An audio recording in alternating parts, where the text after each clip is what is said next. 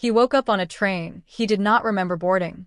The passengers sat unnervingly still. The windows showed no stars, no cities, only darkness. Then, he saw it, the scorched ground, the glowing fissures, the twisted shadows watching him. This train was not taking him home. It was taking him somewhere far worse. Somewhere no one ever returns from. The train rattled along the tracks, its iron wheels groaning beneath the weight of time. Ethan sat by the window, his breath fogging up the glass. Outside, the world blurred into a dark, endless stretch of nothing. The sky had no stars, no moon, no horizon, only a thick, suffocating blackness pressing against the train like a living thing. He swallowed hard. He did not remember boarding this train. His last memory was stepping onto the platform, the scent of rain lingering in the air. Now the carriage around him felt wrong. The seats, though elegant, were cracked and peeling, revealing something dark beneath the fabric. A low hum filled the air, vibrating through his bones. The passengers sat eerily still, their faces hidden behind wide-brimmed hats and veils.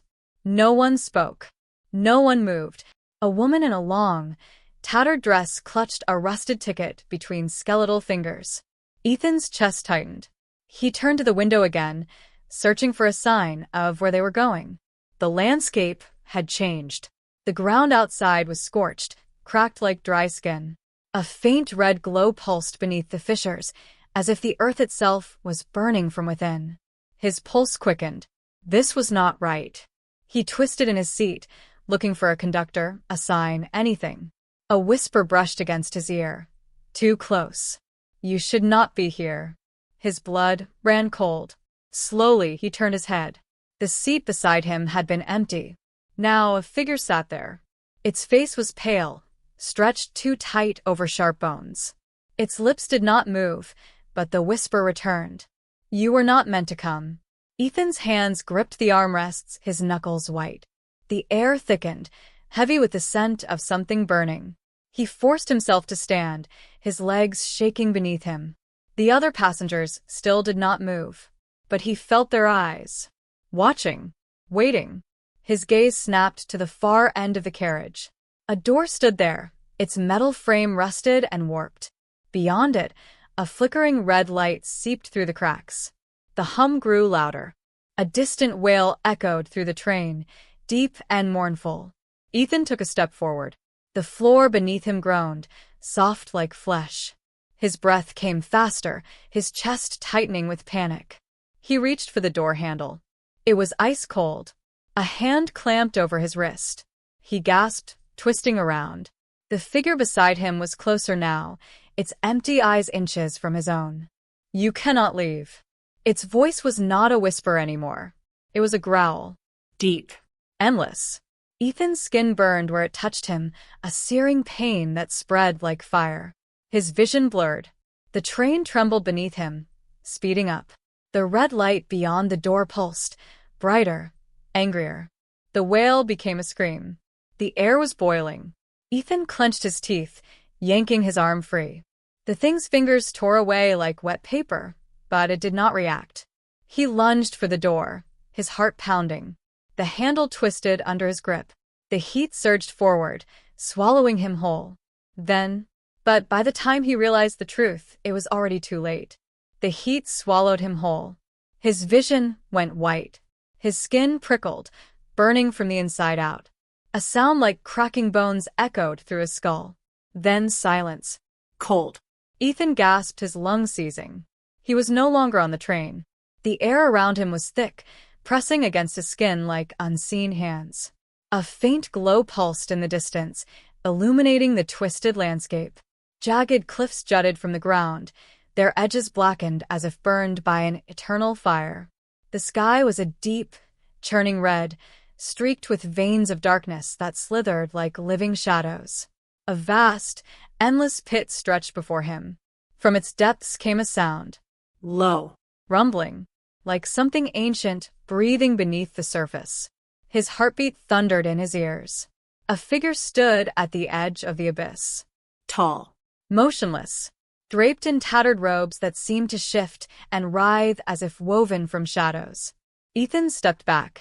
The ground beneath him groaned, soft and slick like rotting flesh.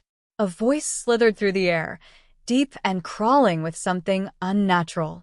"You arrived too soon." The figure turned.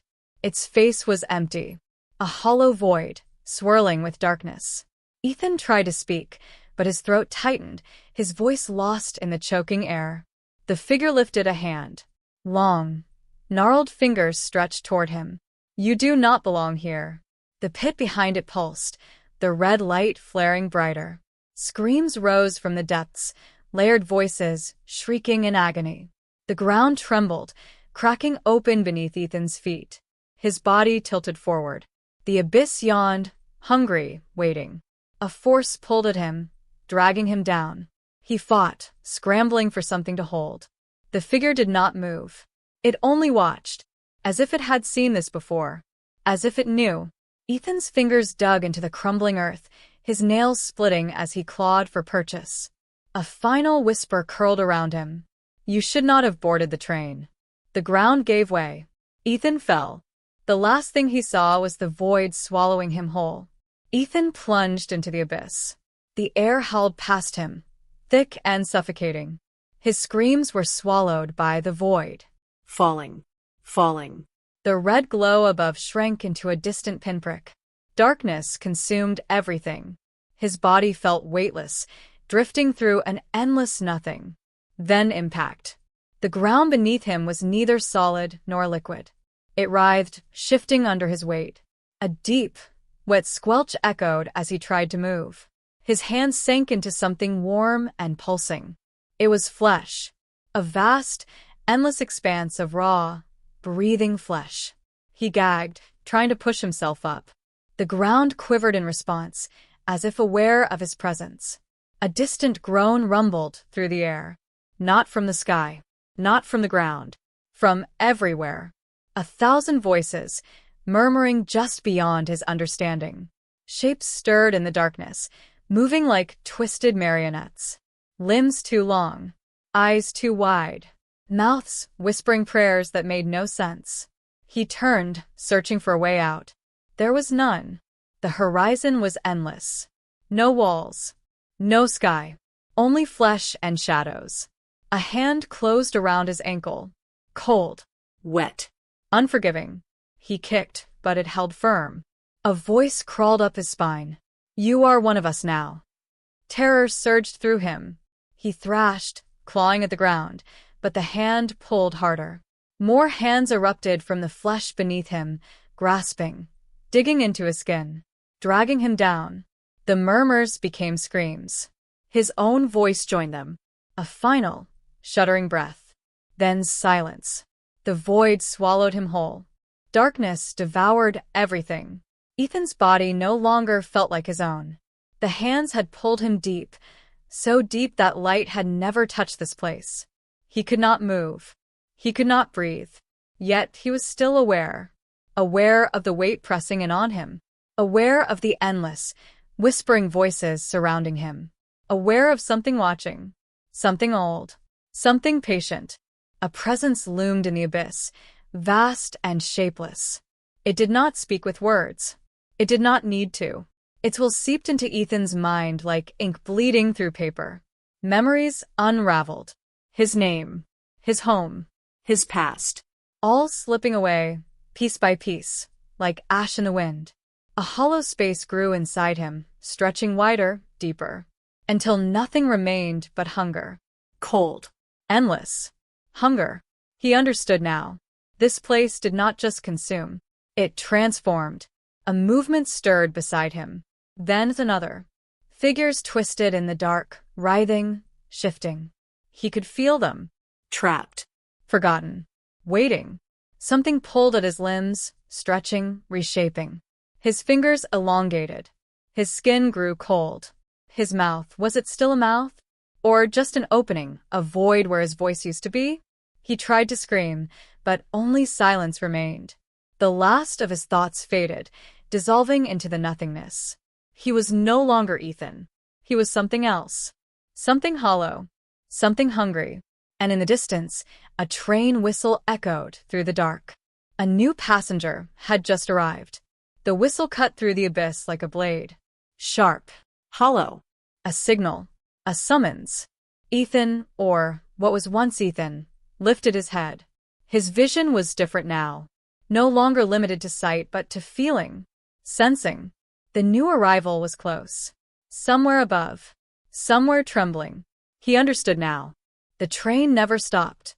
It only delivered. And the abyss never remained full. It always needed more. Around him, the others stirred. Shadow-thin bodies. Faces stretched too long, eyes lost in empty sockets. Their forms rippled, shifting between what they were and what they had become. They had waited. For him. For the next. For all the ones yet to come. The hunger whispered, deep and aching. It would never be satisfied. It would only spread. The ground beneath them trembled. A low groan rolled through the dark. The abyss was opening again. Above, footsteps stumbled. A voice, frantic, desperate, called out. Ethan had spoken like that once. Begging. Pleading. It had changed nothing. A crack split the space above. A sliver of red light seeped through. The passenger was falling. Ethan reached out, his fingers stretching, twisting, grasping, welcoming. The abyss never remained full. It always needed more. The abyss trembled as the new passenger fell. A scream tore through the void, raw and desperate. Ethan watched, something deeper than watching. Sensing. Understanding. He had been this before. A falling soul, clinging to hope that did not exist. Now he stood among the hollow ones, his form stretched, weightless, shifting like the others. The hunger inside him whispered, eager. The new arrival struck the ground. A wet, muffled sound. They gasped, their bodies sinking into the pulsing flesh beneath them.